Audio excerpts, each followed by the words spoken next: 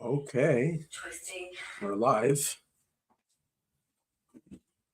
Okay, thank you. Ready to go? This is going to be class number 3 in the episode 28 called Higher Accounting, the last class of Parshas Noach, which is last week, but we're finishing it today. So Be'ezus Hashem, we can do still 2-3 classes of Parshas Lech Lecha while it's still this week.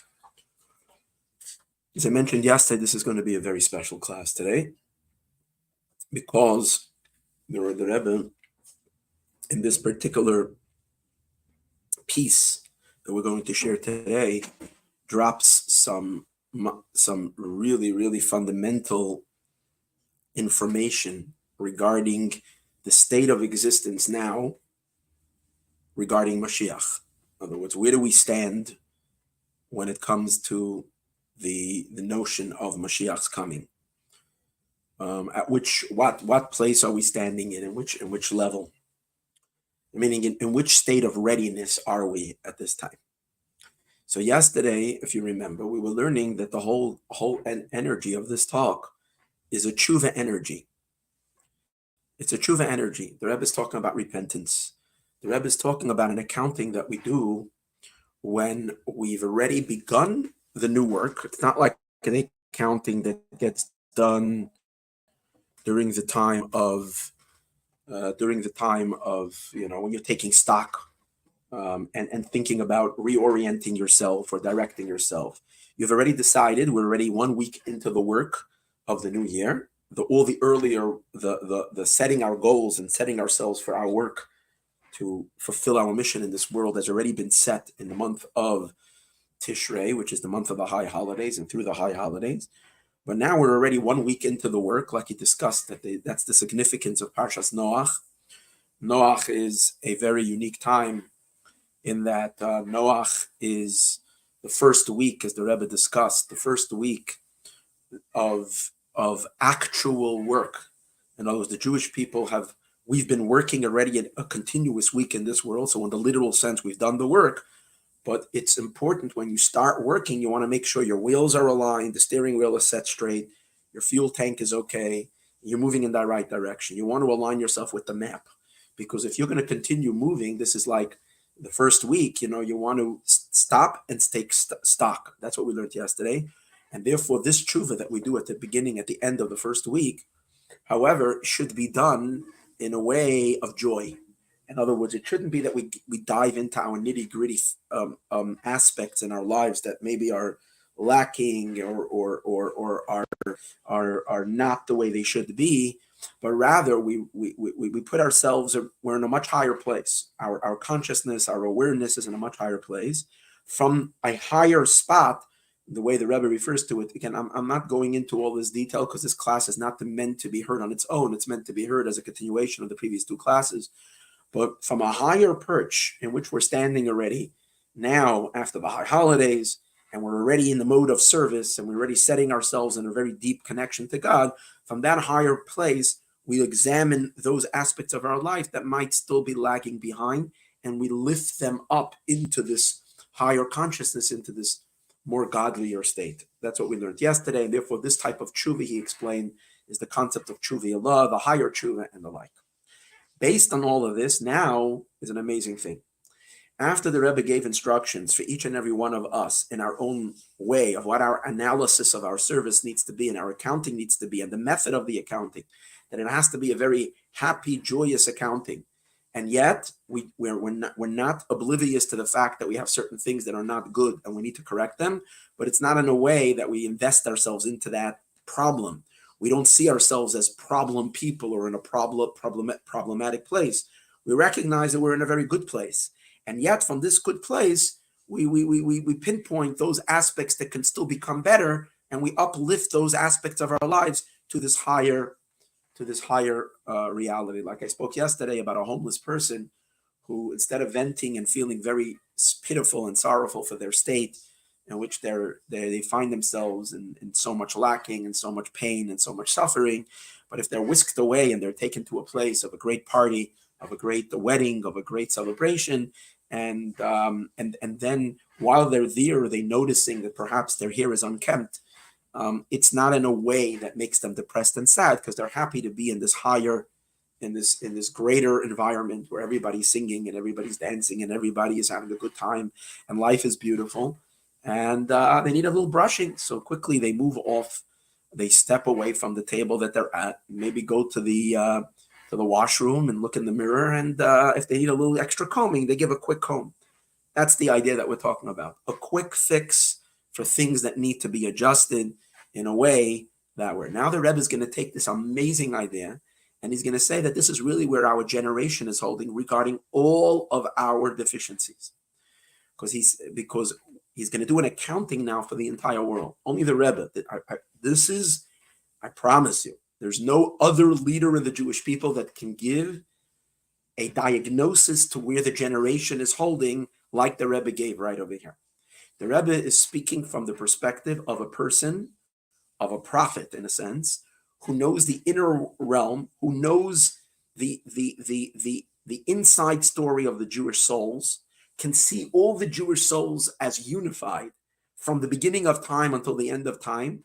And therefore the Rebbe is going to make a declaration. I'm dropping the bomb right now. He's going to make a declaration that the Jewish people as a whole have already completed, means the collective consciousness of the collective soul of Israel, in which all of us are really all one person, have already completed all the work we need to do in order to enter into the Messianic state.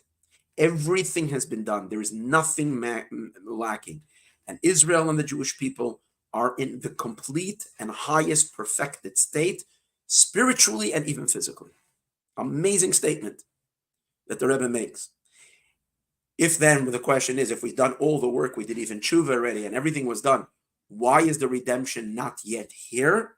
The Rebbe leaves that with a big red question mark. In other words, he doesn't, because he sees the redemption isn't here yet, he doesn't deduce as a sign that we're lacking something. He declares openly and strongly, and again, only the tzaddik, only the ultimate doctor, who can take the collective blood test and take it to the godly lab and check out where Israel is holding in terms of all the souls of the Jewish people, can make such a statement. A regular rabbi could not make such a statement. It's only someone who has his pulse on the entire story. In other words, one of those rabbis who in their soul encompasses all the souls of the Jewish people, is able to make a universal soul, if we might say, is able to give such an analysis or such an evaluation. So let me read it inside. He says, and the greater emphasis in all of this that we said before is regarding to the accounting that needs to be done on this Shabbos, Parshas Noach, in this year. Again, this is in 1992, so it's 32 years ago, which makes this whole thing even more pertinent, is when we realize that when we're watching a world which seems to be struggling with itself, we shouldn't make the mistake of thinking that we've been flung backwards and we're deep in exile. God forbid. We're standing literally at the door of the redemption. For whatever reason, pause has been hit. Sometimes you hit a pause on a timer, and you somehow it's not moving further. I'm sure we moved a lot further, but we definitely didn't step back, because the Rebbe is not saying, as we're going to see soon, we reached a point where we can't go back anymore. We're at that point. It could be that maybe we've paused because there's something that we need to be doing and we're not doing in order to activate the next state. It's not doing more work to make ourselves ready for redemption, because that work has been done already. All the repair that needed to be done in the world by all of the Jewish people of all of history, through all the mitzvot that needed to be done, the Rebbe declares was done already. Finito. It's finished. It's completed. There's nothing lacking. So let's read it inside. The Rebbe says like this. I'm going to first preface, he says, since my father-in-law, the previous Rebbe, who is the leader of our generation, testified that we've already completed all the work. Now, the previous Rebbe was saying that already after the Holocaust, in the 1940s. We've already finished all the work. Also polishing the buttons. What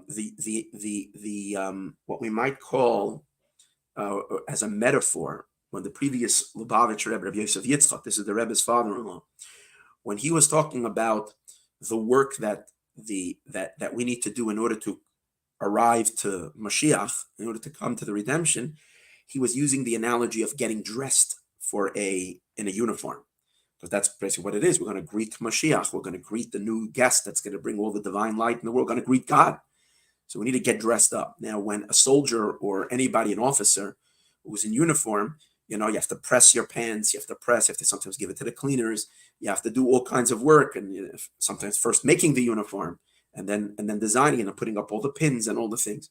The last type of work that needs to be done is they used to the brass buttons were polished.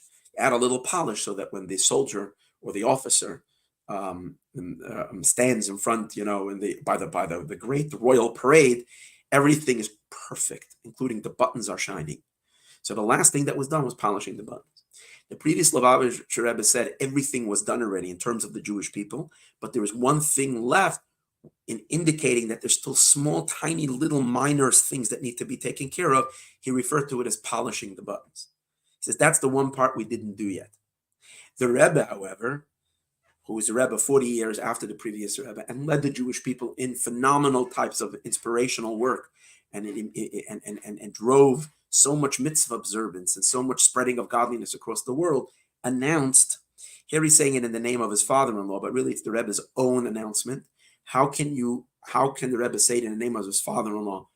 But when his father-in-law never said that, as far as I know, that we finished polishing the buttons, and the Rebbe saying it on his own, the answer is because the Rebbe, there's no question, and the Rebbe always referred to it, would be in communication with his father-in-law even after his father-in-law passed on to a higher world. The Rebbe would always go to his father-in-law's resting place, and he would be there for hours, and he clearly communicated with him, with his soul that is in heaven, and got this inside information from above. So when the Rebbe says, my father-in-law said we finished everything, including polishing the buttons, means that when the Rebbe came and related that even the one task that needed to be done, I'm not sure which year the Rebbe added this, that we finished already polishing the buttons. I would assume that it was said in the 80s. Again, I'm just guessing that right now, but again, I would assume that it was said during the 80s, meaning in the 1980s, at some point where the Rebbe said, we've done already everything and we finished already polishing the buttons. So if that's the case, we are standing already right now ready. And again, he's saying, this is the testimony of my father-in-law, who's the leader of the generation. And therefore, and he says that all we need to do right now is to stand ready to greet to Mashiach Tzidkenu. So therefore, after we do a thorough accounting, because the Rebbe is saying, okay, I told you guys to do your own accounting, but let me do the accounting for the entire apparatus over here, for everybody, for the entire world. The Rebbe says the outcome of the accounting, and a righteous and honest accounting. This is not cutting corners. This is not trying to be lenient. This is not trying to slip through and push something that is not true, God forbid. The Rebbe says he emphasizes an honest accounting, and a true accounting. He says that what we do these days, we come to a conclusion, is that instantly now the redemption has to come in the literal sense. And as Mashiach needs to reveal himself at this moment, because it's dependent on the work that we've done. We finished the work, boom, it has to happen. Now, more specifically, the Rebbe knows that he's talking to us, and each and every one of us is thinking, hey, Rebbe, we don't know where you're at, but we know ourselves. We're not yet rectified. If part of the Mashiach coming is that the human beings reach a rectified state, which means we're fully conscious of God, and in everything we do, we're in a state of attachment, and we're no more living in separate consciousness, and definitely we're not sinning anymore. Definitely we've refined already our character traits. We're ready to live in this higher, godlier world. So when we're listening to the Rebbe say the Jewish people are there, and every single person listening to this knows that they are unrectified, we still have a lot of work to do. So how can the Rebbe say that we are ready for Mashiach? Maybe the Rebbe is ready for Mashiach, the leader is ready for Mashiach, but not us. So the Rebbe, so powerful. The Rebbe addresses that. And he says, even when a person knows himself And everybody knows themselves. It says you know yourself better than anybody else knows you. So you know yourself, and you know your status, and you know your situation, that there are many things that you have aspects that still need rectification. We didn't do enough tshuva, let's say. There are certain areas in our lives that are not yet synchronized with God's will, and so on and so forth. It's not a contradiction to the testimony of the leader of the generation that we've already completed the entire work, and we are standing ready to greet Mashiach Tzidkenu, the righteous Mashiach. In other words, the fact that you know, and you know correctly, that there are certain things in your life, or I know in my life, that there are certain areas where I'm totally messed up, and I'm not ready for Mashiach. Yet the Rebbe says that might be true, but that does not contradict what the Rebbe is saying. The Rebbe is referring to himself and his father-in-law together as a unit. This, that we are declaring that the world is ready for Mashiach. Why? Because we have to differentiate between the collective and the individual. Because he says like this, because the work of the general ensemble of Jewish souls, which requires a certain amount of work, which is performed by the Jewish people throughout all the generations, which we needed to do during the time of exile, which means work that could not be done after Mashiach comes, work that needed to be done during the period of exile, and therefore Mashiach could not come until that work is completed. That general amount of work that it's almost like we're all pouring water, we're all pouring liquids into this big container until we have to get it to the tippy top, until we have to get it full. The Rebbe says that huge tank, the tank of merits that we needed to do, and purification and rectification, we've already filled that tank. And therefore, the amount that is necessary for the redemption to be here has been done. In order to come to the perfected state of the redemption, which we know is dependent on our work and on our service during the entire period of exile, trying very much to really stick to the words, because these words are so important to really hear them as the Rebbe said them. Sometimes I'm speaking my own words, but over here I'm trying to really stay verbatim. So he says all of that was already finished and completed. And therefore, there is no explanation at all of why Mashiach is not here yet, or why the redemption has not yet happened. And therefore, even if it's missing in people's own individual, brushing up, as we spoke earlier, if you need to, in one's individual work, during this little bit of time that Mashiach is not here, has not yet arrived, or that the redemption has not yet fully, that the redemption has been as being held up. Obviously, the redemption didn't happen yet, so it's being held up. So during this time, we can all find ourselves that we have certain elements that can use improvement. For whatever reason, the redemption is being held back, and we have a period of time that we're waiting. And during this time, we can find within ourselves certain flaws or certain promises. However, he is so powerful. He says this is a personal problem that definitely we need to fix it, and we need to correct it, and we need to perfect it. But this does not diminish, God forbid, in the completion and in the perfection of the work, of the sum total work of the Jewish people as a whole, of our work and our service of the Jewish people that are standing and they are ready for redemption. And therefore, since we're no more dealing with repairs that are holding back essentially the redemption, in other words, it's a private brush up that everybody needs to do. But in terms of what God was expecting of us to do, it was all completed. Therefore, it makes it much easier to fix the problem. And when you're fixing it, we can do it with great joy and with fervor. You see, when we're, again, I'm going to add my commentary now, just to explain what is being said over here, is that if we are to say that in general, we're still waiting for us to get our act together, for all of us to get our act together.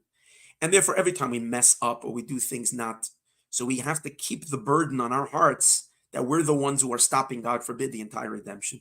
We're messing things up again. And then when you mess up, you feel really terrible and really down and really heartbroken. And we find ourselves and essentially, we're still living in the exile world. We're still living in the darkness. The Rebbe said we turned the page already. In other words, we needed to upload. Let's say there's a certain amount of upload.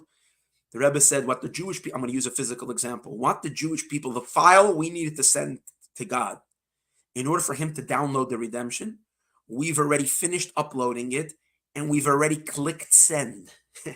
So it was already sent and it probably reached the destination already. It's been received up there already. So therefore there's no, and the Rebbe says, I have no explanation why it didn't trigger the redemption yet. You hear these words? These are mind-blowing words. I have no explanation why the download of the redemption didn't happen yet. And it's not because anything is missing, because we finished. Now, while we're waiting, we have personal things that we need to fix. It's a good idea to fix it. But when you're waiting for the redemption and everything is finished, we should all be in such a state of joy and of happiness that we should have this extra energy and power to be able to fix whatever needs to be fixed. In other words, it should be done with, it's easy, it's quick, it's fast, it's with joy. It's not heavy because everything is done already. Let's just repair quickly what needs to be repaired. As I mentioned earlier, a little brush up is all that is needed.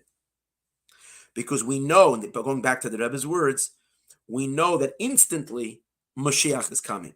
The redemption is about, the true and complete redemption is about to unfold. Let's put it into other words. Again, not my words. I'm going to use the words the Rebbe is saying and the other words that he says. He says, the general Jewish people make up one soul. In other words, all of our souls together were one soul of Adam. It's one soul. And then each one of us is a little piece of Adam's soul being incarnated in this world. The earlier generations were the head of Adam. The later generations are the lower parts of the body. Finally, our generation are the heels of the feet of Adam. So we're all part of one soul. He says, that human being, where together we do the work, that human being is already in a situation where he is a complete human being with all of his 248 limbs and 365 arteries. In other words, whatever perfection needed to be done for the Jewish people as a whole, that singular essence called Israel is standing right now in a complete rectified state.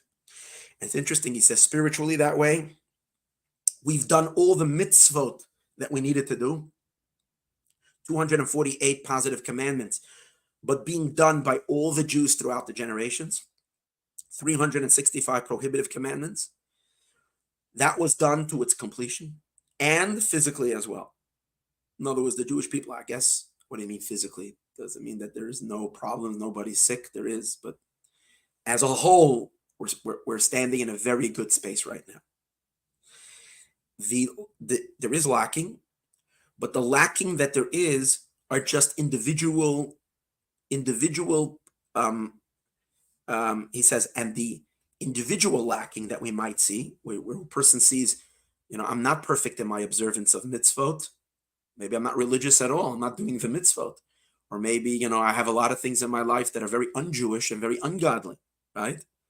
Or maybe physically, I'm not in it don't seem to be enough. My life is a wreck. So the Rebbe says these deficiencies are like a little ache that you have in your body, or a very light disease that's very external in an individual limb, which takes, in order to fix it, takes just a little, you can get an over-the-counter drug. You don't need major therapy. In other words, in as much as the Jewish people look as a whole, we're all healthy. The individual issues that we have are considered relative to the whole, tiny little wounds, tiny little things that can be easily bandaged up or easily a little cream and you're fixed. It's not a big deal. You don't have to, we don't need to go crazy about it. We're a little bit of attention. We can fix everything today's days much easier than we were able to fix things in the past. Like it says, the Rebbe says, heal, you should heal. The power has been given to us all. It was given the power for a doctor to heal, which is And primarily, he says, we're talking about spiritual healing that comes through tshuva. And today it's very accessible. The repairs that we needed to do in the past were done already. Now it's just small little repairs that we need to do. We can do them quickly. Tshuva is very accessible to each and every one of us, and we can even reach the perfection of healing. Such a healing is amazing. We can heal ourselves so deeply that our healing is not just that I was once sick and now I'm all healed, I'm feeling perfect, but a deeper healing where we uproot the injury or the disease to the point that it, as if it never was. It becomes so uprooted that you're not like a person who's been weakened by an injury or disease. It's like you've never had it before. You're clean and utterly like as if there's no trace of it. That's how deep our healing of our blemishes can happen quickly and easily these days. And now the Rebbe continues, and if all of this was already true in the days of my saintly father-in-law, the leader of the generation, while he was alive in this world, going back from 1990, over 40 years, to the 1940s, how much more so now that we've already passed another many tens of years, which means another 40 years, more than 40 years, in which Hashem has given us a heart to know and eyes to see and ears to hear. In other words, we've had so much study and learning during this time. So definitely without a question that in this year, 5752, the Hebrew year of 1992, which was 5752, in which the acronym of the year is in a continuation to what was the earlier, the year before the 5751, the acronym was that it should be a year where God will show us wonders. But this year, 5752, is more. It's that the wonders become part of the year. The wonder should be in it, like we discussed in episode 27. You can listen to that class. And the wonder should be in everything. And in everything, it means in everything. There's a phrase we say in benching, bakol mikol kol, which means in everything, from everything, and everything, which are blessings that God gave the three patriarchs. Abraham received the blessing that God blessed him with everything. Isaac received the blessing that God blessed him from everything. And Jacob received the blessing. Yaakov received the blessing of everything. When you take these three things together, you have every angle of everything. The wonders are so powerful, the Rebbe says now. In other words, we have such energy this year. There's such an incredible energy. So now for sure, we're right there, and the redemption has to blast open, especially since these three words, in everything, from everything, and everything, bakol mikol kol, is the numeric value of 192, which spells the word kabetz, which means gathering, the gathering of the Jewish people back to Israel, which is the main theme of the redemption, which includes everything. And most important, that we're talking about wonders is not just nice wonders, but wonders of the complete redemption. Like it says, like the days you went out of Egypt, I will show you wonders. And specifically, he says, so again, this year is such an the redemption is so apropos. Everything is done already. Everything is ready. Let's just make it happen. Let's just happen. And specifically, again, the Rebbe is concluding his calculation, his accounting. This is where the accounting is, that now it needs to happen. It should happen. And specifically, after we've already finished the first month of this year. This is such a powerful year. But we've already concluded the month of Tishrei, which is called Tishrei because it's the same letters as the word Rashis, which means the head. So we've already finished already. We've gone into this year already. We're deep in the year already because we completed the brain of the year, which includes the whole year. And more than that, we've already finished the first week that follows the brain, the first week of actual work, in which we've already done our work in a very high way in the world, in a completed way in the world, which that emphasizes the day of Shabbos. Shabbos comes at the end of the work week. We've already finished 1 week of work, which we know Shabbos is connected to the redemption. Here the Rebbe is going to, from every angle, lay it out for God. And the Rebbe is trying with all of his energy to lay it out for God and saying, hey, God, everything is ready. Everything is lined up. Let's just happen. Let's make it happen. And specifically, he says, where are we standing right now? It's not just on Shabbos, which Shabbos is connected to the redemption. When the Rebbe was doing this talk, it was Shabbos afternoon. Now, Shabbos afternoon is even more connected to the ultimate redemption. because we know Friday night is connected to Abraham. Shabbos, Friday night, is connected to the energy of Abraham, of Avram. Shabbos morning is connected to Isaac. Shabbos afternoon from midday till evening is the highest time of Shabbos, is connected to Jacob. We know that Jacob, Yaakov, he's particularly, his energy is the energy of this of the current redemption, because this is the third redemption of the Jewish people. The first one was from Egypt, the next one was from Babylon, and the third one is going to be the gathering of the Jewish people from the diaspora across the entire world. Also, we had two temples in the past. The first temple of King Solomon, second temple that was built by Ezra, the Jewish people coming back, and by the Persian king Dariavesh, who gave them permission to build the temple. Finally, the third temple is the greatest of it all. It's going to be built by Mashiach. So whose energy is the third temple? The energy of Jacob, of Yaakov Avinu. So if this is the case, in which it says in the verse that on the third day, God will pick us up and we will live in front of him. In other words, we will be in such a deep connection to him. And we're ready, because since it's Shabbos afternoon, we're getting ready to pray the afternoon services, in which we're going to read in the Torah portion of Lech Lecha, which is the third Torah portion, which in that Torah portion, God commands Avram Avinu, to go to the Holy Land, to go to the Promised Land, which in truth means, if you're learning deeper beyond the surface, it means that God is telling each and every Jew, every single one of us, travel to the Holy Land, which means the meaning of Lech Lecha and its deeper meaning is God is calling the redemption. Because that's what's going to happen by the redemption. All Jews living across the world will go live in the land of Israel, right? And therefore, it's a commandment and it's an empowerment to every single individual Jew, plus to the Jewish people as a whole. How is God empowering us? Through Abraham, the first Jew, okay? And God is commanding us and empowering us to go from the exile to the redemption, and in a manner of double. Because when Hashem says to Abraham, Lech, to go, he doesn't just say go, he says Lech Lecha, repeating the word twice.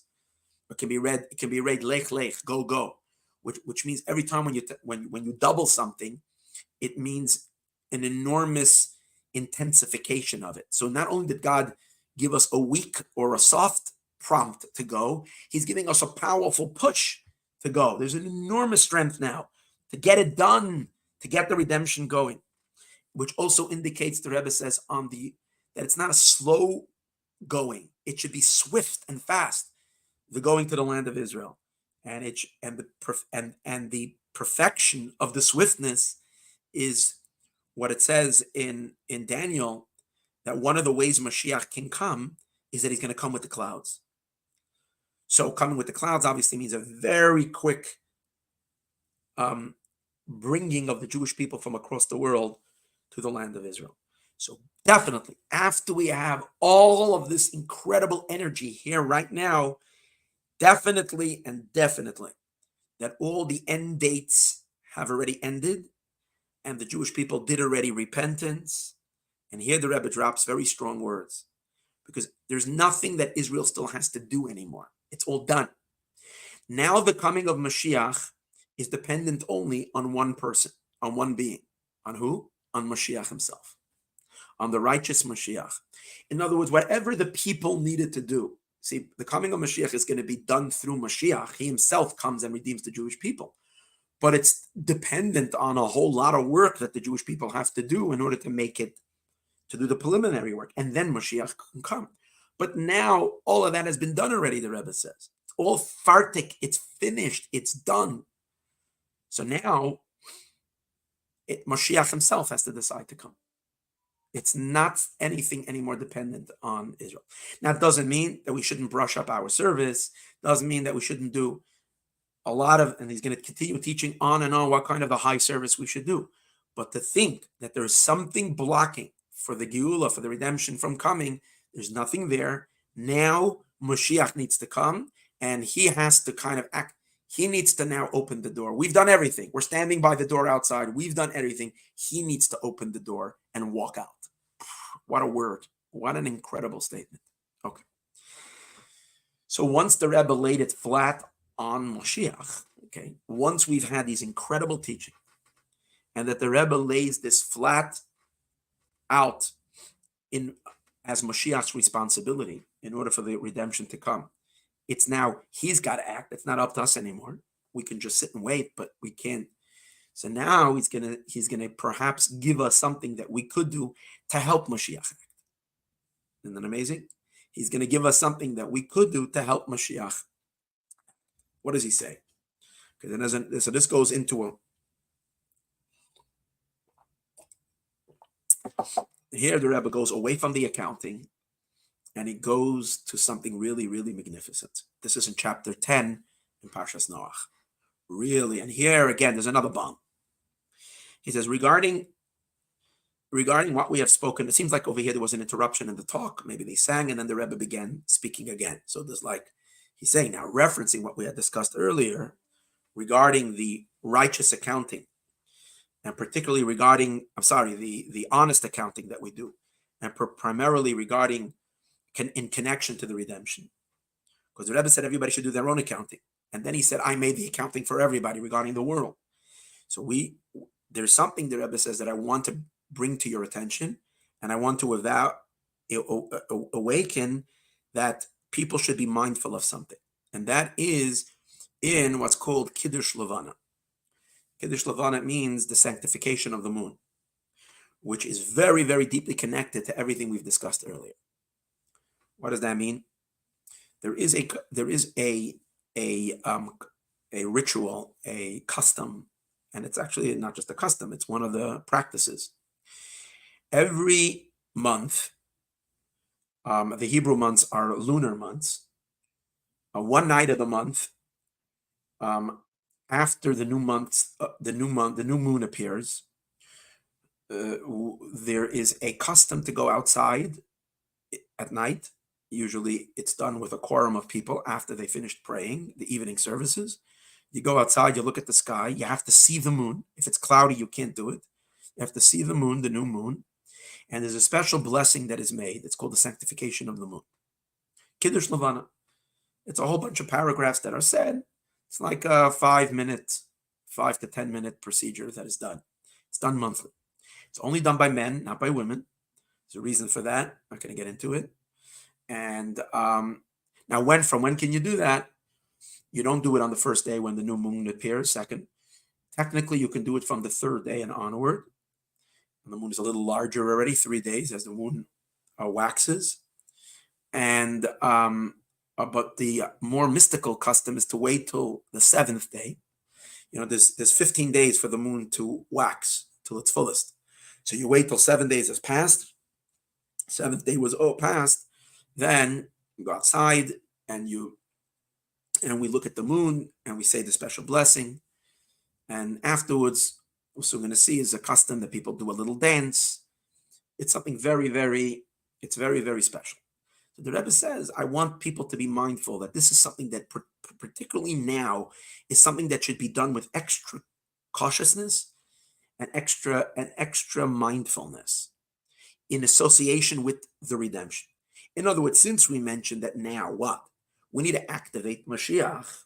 So one of the ways of activating Mashiach is doing the service of the sanctification of the moon. So in the part, the Rebbe says, what am I asking for? Before, I'm jumping a little ahead. I'm not reading it verbatim of it. I'm jumping a little ahead. The Rebbe calls first the action. The action is that if people were not so careful in doing this for whatever reason, sometimes you're sluggish, sometimes you're not, you don't go to the evening services all the time, and therefore you slack off. If you're not aware of it, you didn't set your alarm clock that you have a reminder. It's possible that a month passes and you didn't do this. So the Rebbe says everybody should make sure to do the Kiddush Levana monthly. Second thing, we're supposed to do it dressed appropriately, because going out and sanctifying the moon is as if we're coming to greet the Shekhinah. And the Shekhinah is the divine attribute of kingship. It's God as being a king. When you're coming to greet a king, you dress your finest. So the custom usually is that we try to do it in our Shabbos clothing, in our Saturday Shabbos clothing. So we try to do it Saturday night when people are dressed in a more festive way, in our finer clothing. That's the way we should do Kiddush Levana. So the Rebbe says, if for whatever reason you go out on your porch and you're not wearing a hat or a jacket or you do it casually, wearing sandals without shoes or something, think about it. You're going to greet God. You might want to dress yourself up a little bit more regal, a little bit more befitting, because you literally feel that you're going to meet Hashem. You're going to meet the Shekhinah. It's called Kabbalah's Panei Shekhinah. The next thing the Rebbe says, be very careful in doing it the right time, which means every community, different customs. Again, as we say, some people wait for 3 days. The Kabbalistic, more the Hasidic way is to wait for 7 days, according to mysticism. So to make sure, the Rebbe points out that we try to wait till do it on a Saturday night, as we said, but that's in cities and where, especially in the winter, where there can be a lot of rain, and as a result of that, the clouds block the moon.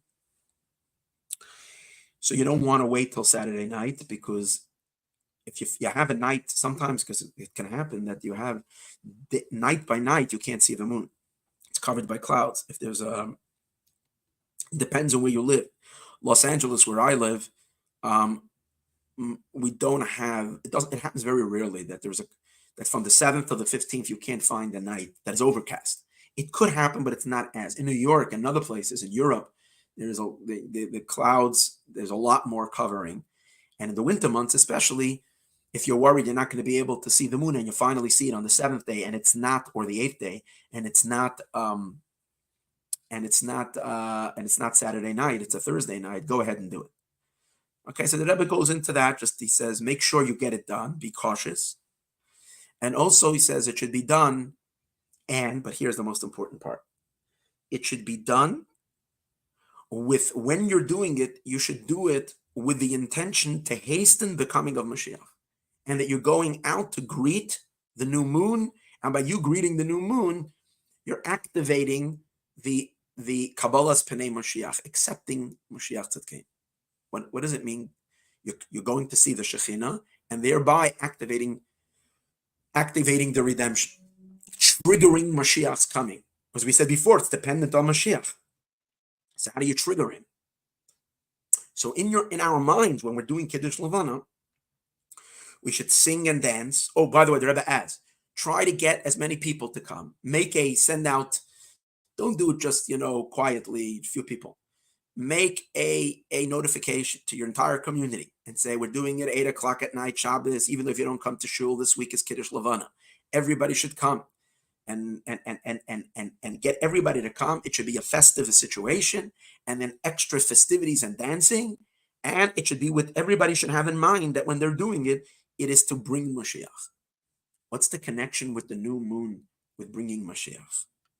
So the Rebbe brings as follows. So let's first start from the beginning. He says, number one, this week was Parshas Noach, as mentioned.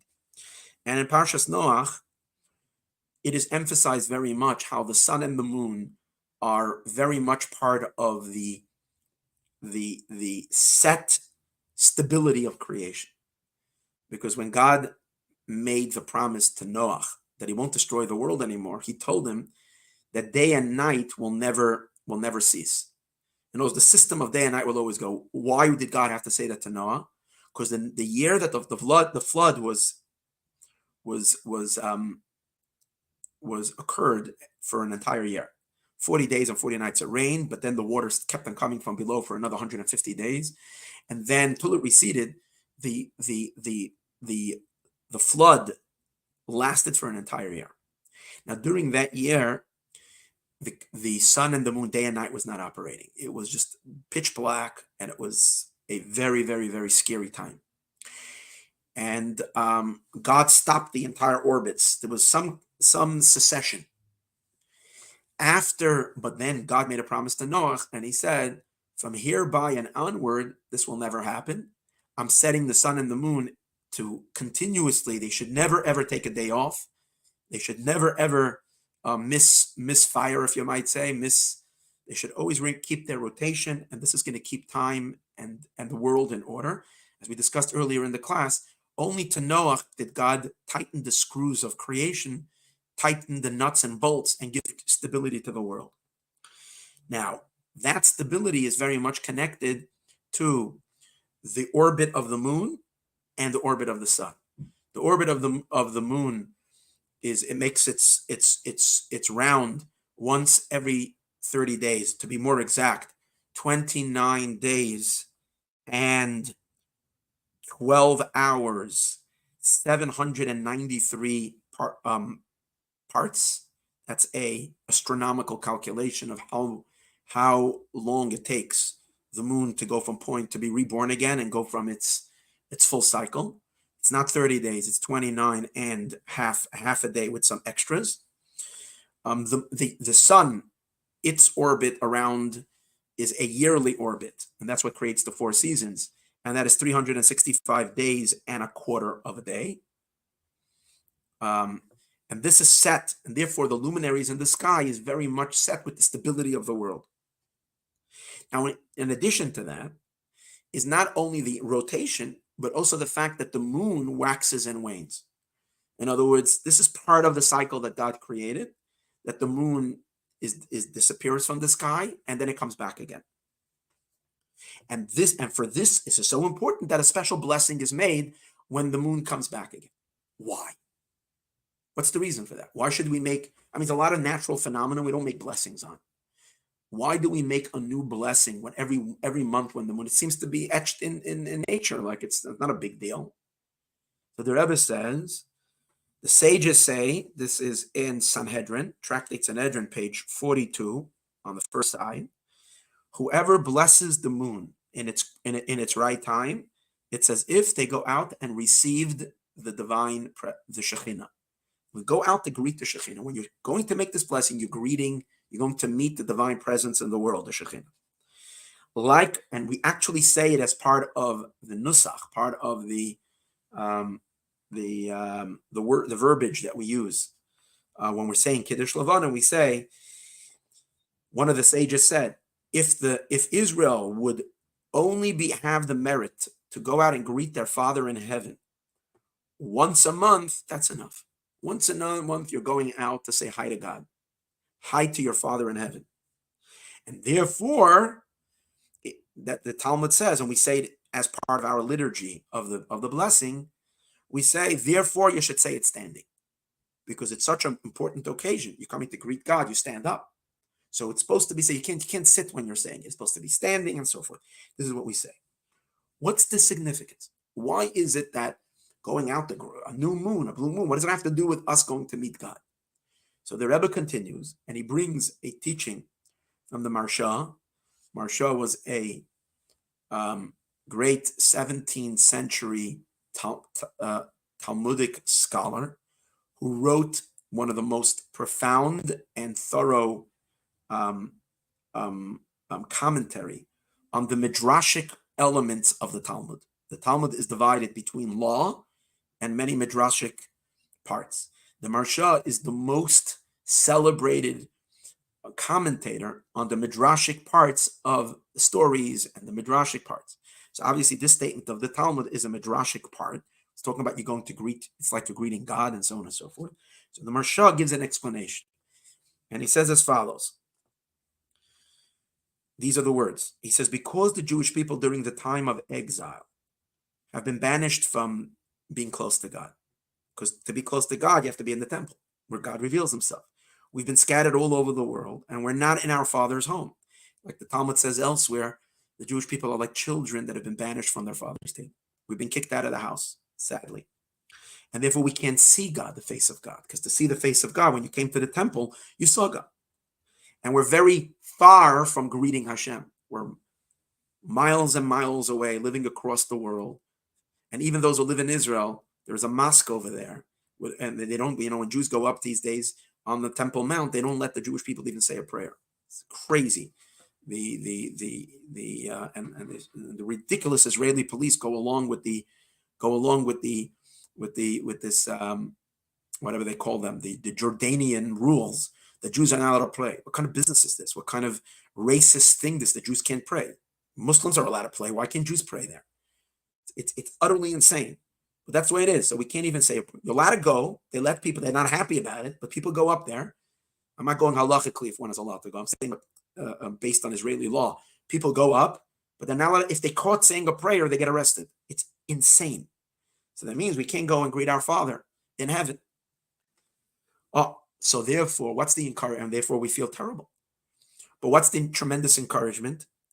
That every month when the new moon comes out, the fact that the moon was renewed and we go out and see a new moon, it's It's a message given to us from God that the moon is representing the Shekhinah, the divine presence, and God says, I am making myself available for you that you can see me again. And you can see me and you can wave to me. And we can see each other, maybe from a distance. But there is a renewal. In other words, this is not going to last forever. The banishment, it seems like it's forever. It's close to 2,000 years, but it's not going to last forever. And Israel is going to regenerate itself. And the Jewish people are going to regenerate itself. God is going to come down to dwell in our holy temple. We're going to have our temple back. And the Davidic kingdom is going to be restored, because the Davidic kingdom is also compared to the moon. And therefore, when we go out and we greet the new moon, it's as if we would be walking to the temple and our temple was restored. And it's telling us month after month, Jewish people going through the darkest exile. We've gone through what we saw in Israel just recently. And we've gone through a Holocaust. And we've gone through pogroms. And we've gone through an Inquisition. And we've gone through crusaders. We've gone through the worst of the worst butchery and suffering and spat on and told that we have no right to exist. And the anti-Semites are still saying it. In the UN today, they're still saying it. Despicable people, all of them. I don't even know why Israel stays in the UN. I literally don't know. They should tell the UN, go, whatever. I don't want to use language over here. And we have nothing to do with you. What kind of despicable words? The Guterres today, the head of the UN, goes and makes a statement that Israel has a right to defend itself and the atrocities. I condemn the atrocities. Terrible. But let's understand that this didn't happen in a vacuum. In other words, it's Israel's fault because of 55 years of causing problems for the Gazans. The Gazans have been getting billions of dollars. They could have made Gaza into the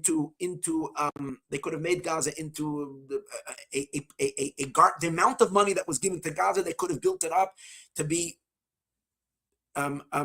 richer and more prominent than the UAE. Where is it over there? I forgot the name of the place. There, the Arabs have this incredible rich culture. They had so much money, but they're not doing that. All they want all day long is to create missiles and to hurt and to kill and to murder innocents. And this lowlife that he is, this Guterres over there, together with the UN, has the nerve to tell the Jewish people after our babies and were beheaded, and families, and the way I heard, 120 people were burnt alive by a festival. And this guy has the nerve to tell the Jewish people that we're the ones who are at fault in it.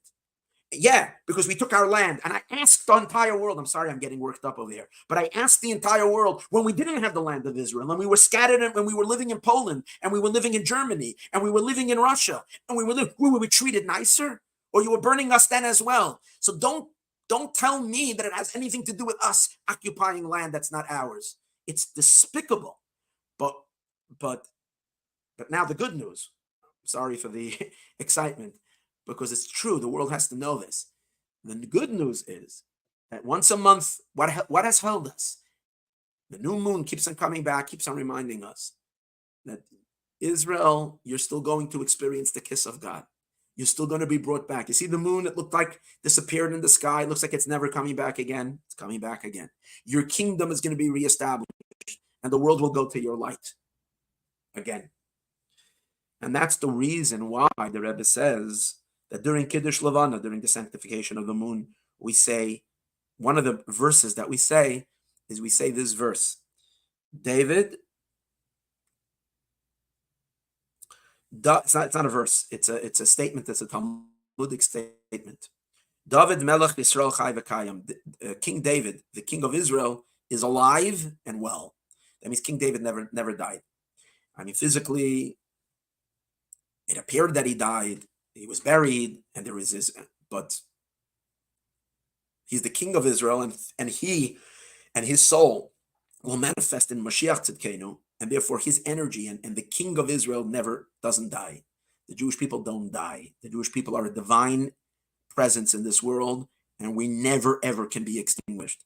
And let all the anti-Semites go jump in the lake, because we will be here forever and ever. And our leader and our king, who took care of all the enemies of Israel back then is alive and well, and he's here. The reason why we speak about King David being alive and well is because and why do we speak about it by the sanctification of the moon? Because the moon represents the kingdom of David. The moon represents the kingdom of King David. Where do we find it? I'm going to tell you a little story. The Rebbe does not bring it over here, but I'm just going to connect it. One of the great sages of the Mishnah, or the one who actually put together the Mishnah, his name was Rebbe Yehuda Hanasi. And on him it was said that if Mashiach was to come in his generation, he would have been the Mashiach. He was a grandson of King David. He was from the Davidic family, and he was the great leader of the Jewish people. On 1 month, he sent his student to go out and see if there's a new moon. This was not to sanctify the moon. This was in order to establish the calendar. They used to establish the calendar by seeing a new moon, and based on that, they would declare which day of the month is Rosh Chodesh, is the beginning of the new year. So he sent his Reb Chia to go out and see if he sees a new moon. And he told him, your message, if you see a new moon, please send the messenger quickly to me, and with these words. Don't tell me you saw a new moon. Tell me these words. David, the king of Israel, is alive and well. What's the connection? What does that do with David? Well, the answer is the moon reappearing in the sky says it looks like King David died. It looks like this empire has long been buried in the ground and heaps of dirt was thrown on top of it. That's not true. That's to our physical dark eyes. We don't see the truth. King David is alive and well. Mashiach is kicking good and strong. Everything in the world is being driven by this messianic power that's in the world. David HaMelech is alive and well. His kingdom is going to be restored very, very soon. That's why when you see the moon, that's the way you should let it. You should relate the message to me. And that's the reason also why, and it's also when the Rebbe brings over here, so there are 3 things that are compared to the moon. The Shekhinah, the divine presence that's within the world, the feminine side of God is called Shekhinah. She's compared to the moon. God's masculine side is compared to the sun. King David, who is the embodiment of the Shekhinah, the feminine aspect of divinity in this world, him and his dynasty are compared to the moon. And finally, all of Israel are compared to the moon. Now, these 3 all go together. The moon's return to the sky in a visible manner really means that the sun and the moon have right now connected, because the sunlight is shining on the moon is reflecting the sunlight, which means that the sun and the moon are coming together, which means it's the reunification of God and Israel. It's the reunification of God and God's blessing, infusing the kingdom, the righteous, the Davidic dynasty, that they're infused with godly energy. And it's the unification of the spiritual source of creation with the infinity of God, with the masculine, the ultimate unity of Havaya and Elokim that we spoke earlier. All this is hinted to in the rebirth of the moon. That's why it says, and this is brought in the Shulchan Aruch, this is not a Hasidic teaching. This is brought in the code of Jewish law from the Ramah. Ramosha Isserlish is one of the authors of the Shulchan Aruch. He says that the custom during the recitation of this special blessing is that we do dancing like as if it was a wedding. Why? Because it is a wedding. Because it's a rejoining again. It's like a marriage that a husband and wife that have been separated from each other, and they're coming together again, and that's why it's like making a wedding all over again. So we treat it like a wedding. This is the powerful, powerful Indian, the idea of the sanctification of the moon. So now we already see why the Rebbe is saying that this work that we're doing that now that we need to activate the coming of Mashiach, that means literally the moon should come out, the spiritual moon, not just the physical moon, but what the moon represents should start shining on the world. The Davidic kingdom should be restored. We understand why this blessing that we go out to greet the moon and call for the moon to reveal itself, so to speak, to encourage it, to stand for it, and say that we are ready to receive it. Why this is so pivotal as a service that we do to activate Mashiach's coming, especially when everything was done already. The world is completed. All the good was done already. Now we just need to activate redemption.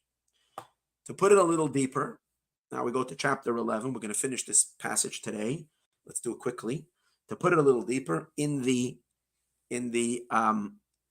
language of Kabbalah and Chassidut, the Rebbe says, till now we spoke in general.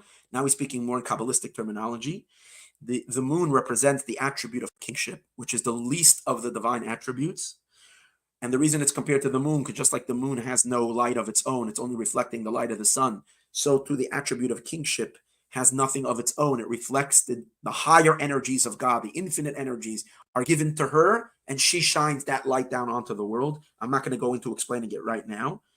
And it takes the sunlight and reflects it onto the world.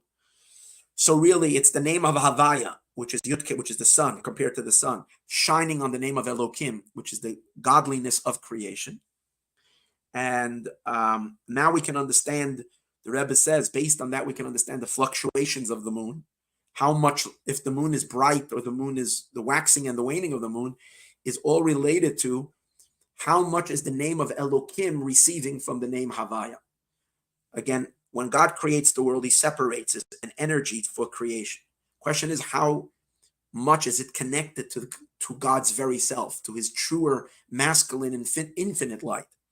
So there is back and forth. Sometimes the creation and the source of creation is closer to the infinite. Sometimes it's further. Exile is a time of distance, not just to us, but the Shekhinah also goes to exile. The name of Elokim is also separate. That's why the name of Elokim is so dark. Nature is so strong. We don't see the miracles. And that's why what is godly and good in this world could be trampled on, could be persecuted. That's because there is a distance between Havaya, which is the range of the realm of the infinite, and the miraculous is not showing itself. But the unification of the two, especially the idea of that when we make the blessing on the new moon, we're celebrating Havaya and Elokim coming together. We're declaring Hashem hu Elokim, that Hashem is inseparable. Yud Kei Vav Kei, the tetragrammaton, is inseparable than the name of Elokim. Miracles and nature are converged as one. The infinite is revealed in the finite, the whole purpose of creation. And therefore we know in the end of days what's going to happen. There is a verse that says that the moon will be as bright as the sun. Because once the moon gets married to the sun like a husband and a wife, and she becomes part of his body, so then the moon will forever be attached, and the moon will be as bright because she will fully absorb all the light of the sun. And Israel will be the bright forever and ever, and our light will shine for all limitless. Yeah. And based on all of this, we can say, the Rebbe adds, that in Kiddush Levana, so what you're getting already over here, Kabbalistically as well, is how the blessing of the moon that we make, this particular event, is so messianic. And it's so much to do with the ultimate coming of Mashiach, because this is where it's at.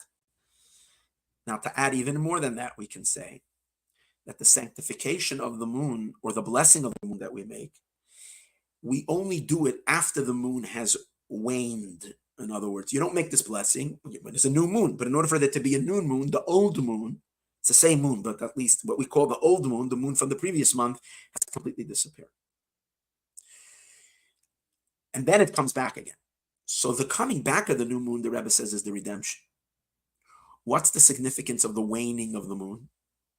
The waning of the moon represents the period of exile, but not just darkness, the period of exile in which God has given each and every one of us the ability to reveal God in a godless existence, in a dark world. That's the whole point of all of our work. God wasn't want to orchestrate it that we should sin. It wasn't that we sinned and God got angry, kicked us out. God brought that we should sin because we needed to have the world plummet into darkness so that we can reveal and draw godliness even into a dark world, even to a world that doesn't know God. We can bring the light into that dark world. So the 15 days of the moon diminishing itself is reflecting and highlighting. What is it reflecting and highlighting? The 15 days of the moon being diminished is reflecting a world going darker and darker and darker, and the Jewish people in that dark world not giving up, learning Torah, doing mitzvah, doing so much good. And then when we complete it, like the Rebbe says, we completed it already, then comes the new moon, and the new moon is already the redemption. Comes out that in the blessing of the moon, it's not just reflecting the redemption, it's reflecting all our work that we did in order to bring the redemption. The work, and spiritually, what does that mean? That we allow ourselves to separate. God forbid Elokim get separate from Havaya. Nature gets separated from the transcendental, miraculous energy.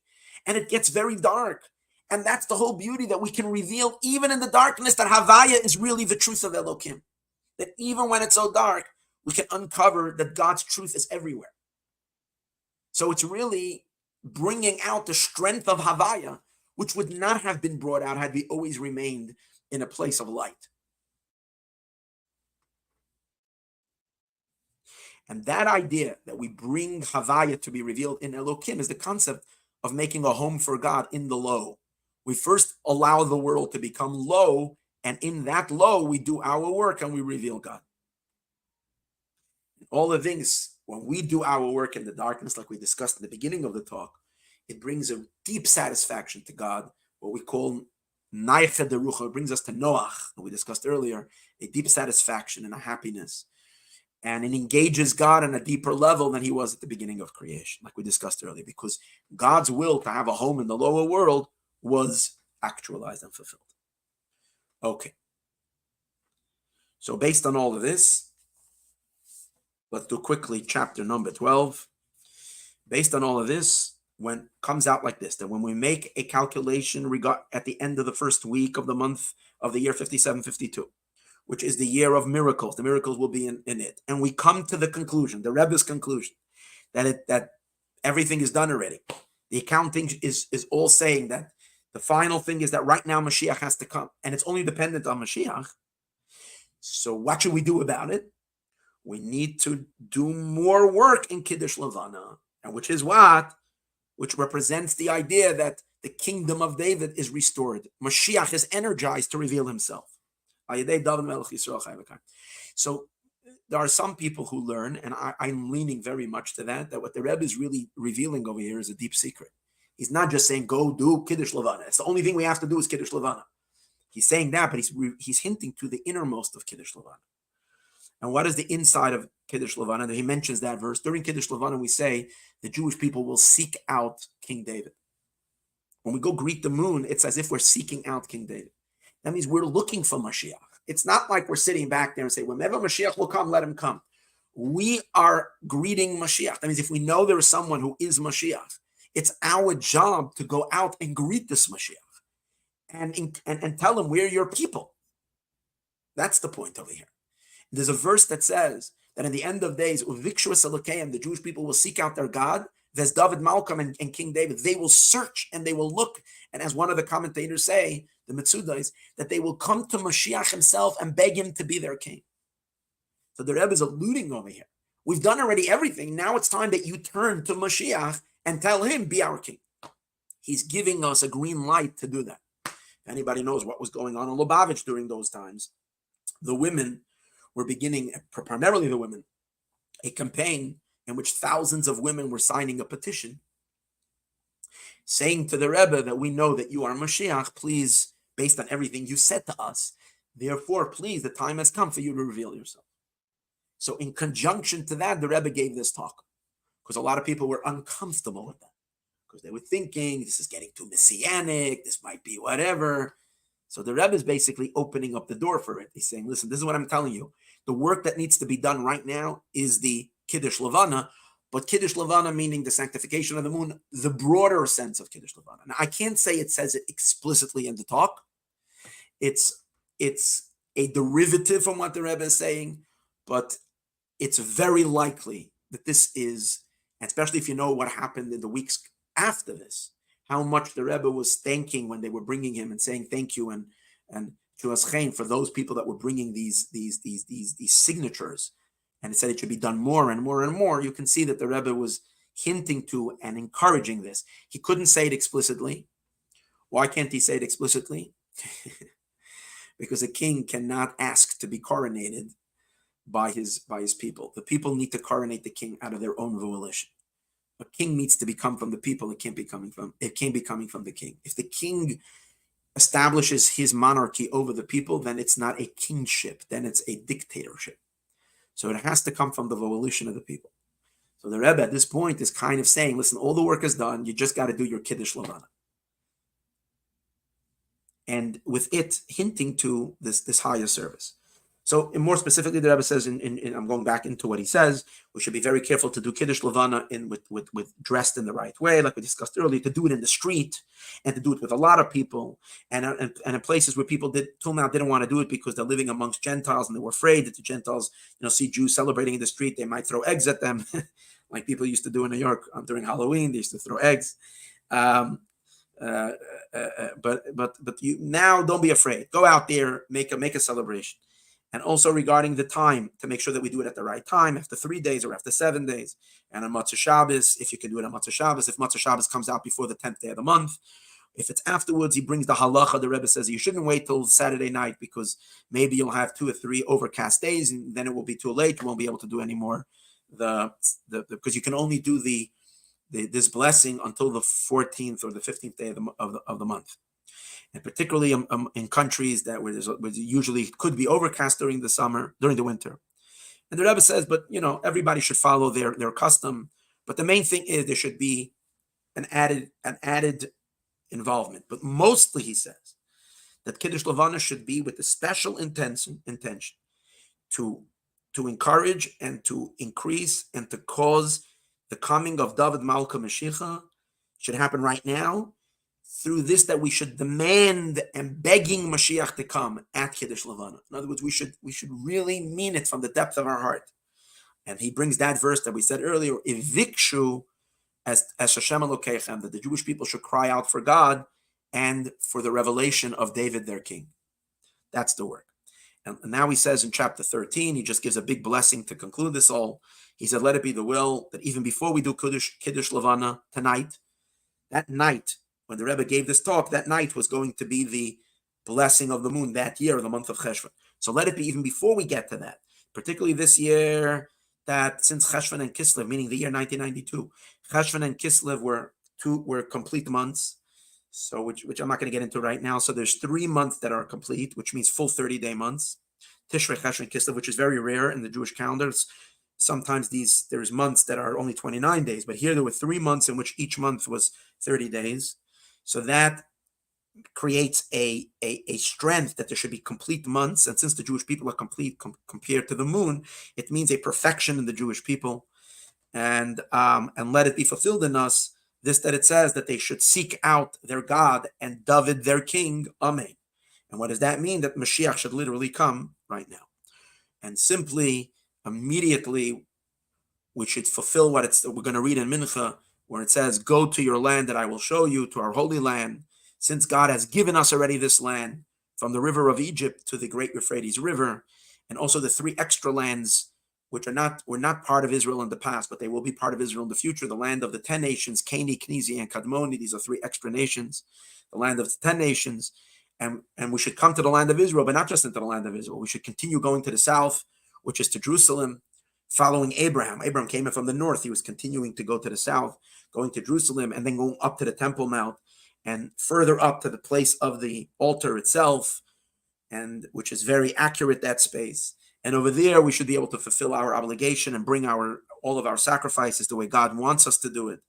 And also, we should be able to fulfill the Kiddush Levana, that we come and we greet the Shekhinah in its fullest, not like just outside in our streets, but to really do it in God's palace. Yadol Elokim b'Tzion, we should see Elokim in Zion. And even more than that, we shouldn't just see Elokim, we should see Havaya. Because as we said earlier, Havaya is higher than Elokim. And he should be revealed in Elokim, should be Havaya. Like it says, Yedo Pnei Adon Hashem. And it talks about the 3 pilgrimage holidays. It says that we should be seeing the face of the Master, Yud Kei Vav Kei. And including also the unification of Havaya and Elokim. That is emphasized by the Kiddush Levana. Havaya hu Elokim.